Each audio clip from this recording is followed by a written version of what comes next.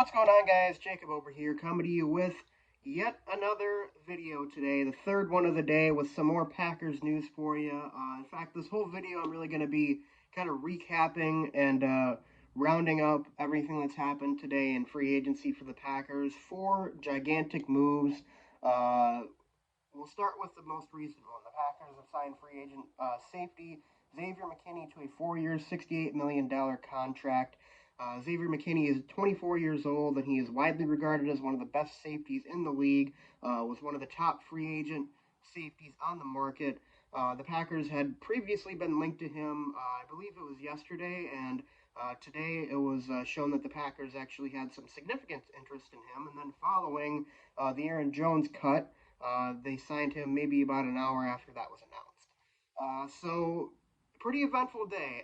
Xavier McKinney signing, I love it. It's maybe a little bit of an overpay. He's going to get $25 million this season, so the contract is actually front loaded in contrast with a lot of Packer free agency signings in recent years that are usually backloaded. But he's getting most of his money in the first year, probably to create some more flexibility for the Packers next season in free agency if they see fit to add more to the core they are already building.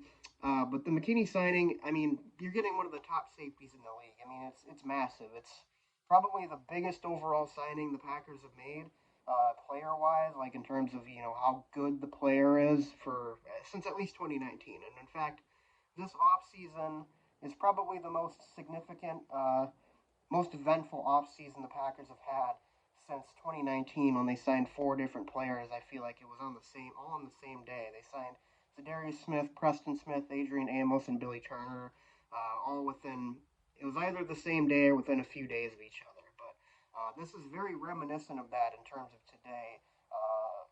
They made four different moves, and all of them are just massive for the future of the franchise. But McKinney's going to be here for 4 years. We'll go back to the Josh Jacobs signing as well, which was just reported. The contract details, it's $48 million over 4 years, so it is a multi-year deal, which makes a lot more sense now, considering the Packers had released Aaron Jones, which came out just a few minutes after I released the video on the Jacobs signing, where I was talking about how great of a duo Jacobs and Jones would be. I guess there is still an outside chance that Jones returns to Green Bay on a different deal, but I mean, it kind of sounds like he's going to get more money than the Packers are willing to offer, which is fine. But Aaron Jones, man, he's one of the best Packers I've ever seen. He's definitely going to go up there as one of the greatest Packer running backs for sure. I mean, he's third all time in Packers franchise history in rushing yards, fourth all time in rushing touchdowns, first all time amongst qualified runners and rushing yards per carry at 5.0. He's a special player, a special talent. Um,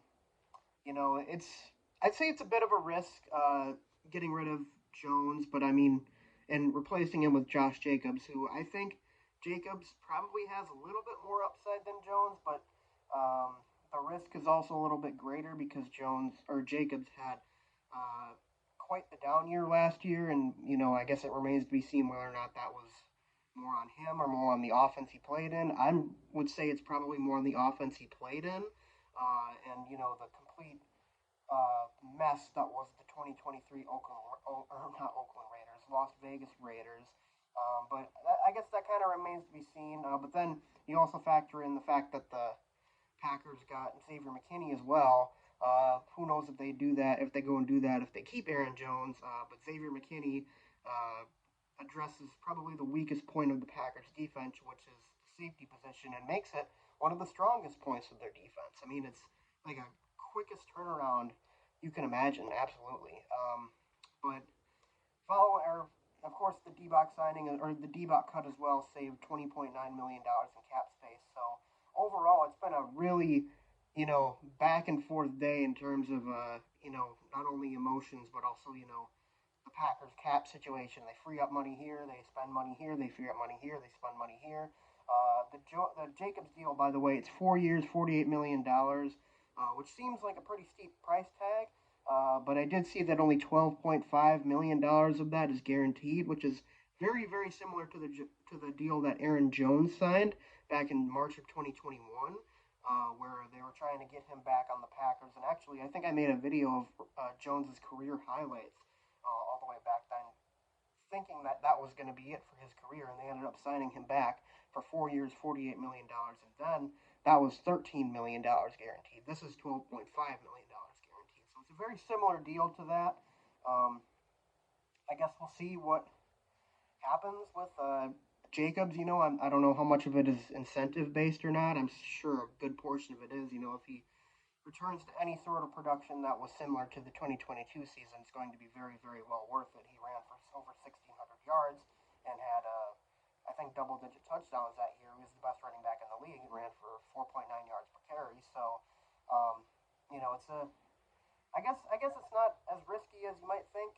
The 4 years, $48 million is definitely pops out to you. That's $12 million a year for a running back. But it probably keeps Jacobs in Green Bay for what's likely, maybe the twilight of his prime, because paying running backs over the age of 30 is really frowned upon, and that's also something to consider with Aaron Jones. He was going to turn 30 either right before the season started or sometime during the season, so that was probably a significant concern for the Packers. You don't know when a player like Aaron Jones is gonna, drop off in production. He had some injury issues last year, so that probably factored in as well. But I do want to express just how much it hurts to lose a player like Jones. I mean, not only was he a great running back, he's also a great person. All of his charity initiatives he's done, the fact that he was probably the leader of the offense for the Packers last season. He was always pulling guys aside, especially the young rookie wide receivers, and talking to them, trying to lift their spirits after a dropped pass or whatnot. So losing a player like that definitely hurts. The Packers are betting that they replace what they might have lost in leadership and Packers legendariness with guys like McKinney and Josh Jacobs, who are both still pretty young and in maybe the first half or the middle half of their careers. So that's pretty much the news for today. And this video is going only about 7.5 minutes. I thought it was going to be talking longer, but that's pretty much a roundup of all the news today. So unless the Packers make another signing, which I kind of doubt because I feel like they spent a lot of their money already with Jacobs and McKinney. But if they make another move and it's at 9 o'clock, I mean, sorry. I'll probably have to make a video tomorrow. But I just wanted to make a video recapping everything that's happened. It's been like I said, it's been a very, very eventful day for the Packers in free agency. Definitely reminds me of what 2019 was like. I remember just one after the other. It was just like, whoa, we got all these guys. Holy crap. It was like, Gutekunst definitely makes all of his moves in a short time frame, and it's always like one after the other. So this was a very eventful day. Probably the most eventful offseason we've had in Green Bay since 2019, and I'm very, very, very excited for the future of this team because if McKinney and Jacobs are as advertised, the Packers are going to be much better and much more formidable than they were last year. And last year, they almost knocked off the team that ended up representing the NFC in the Super Bowl. So, anyways, guys, so that's all I got to say in this video. Let me know your thoughts in the comment section below. Are these moves doing anything for you? Do you think Packers are better off or worse off without Jones and D-Bach and Jacobs and McKinney? Leave a comment in the comment section below. Be sure to leave a like and subscribe, and I'll see you guys next time. Go Pack, go.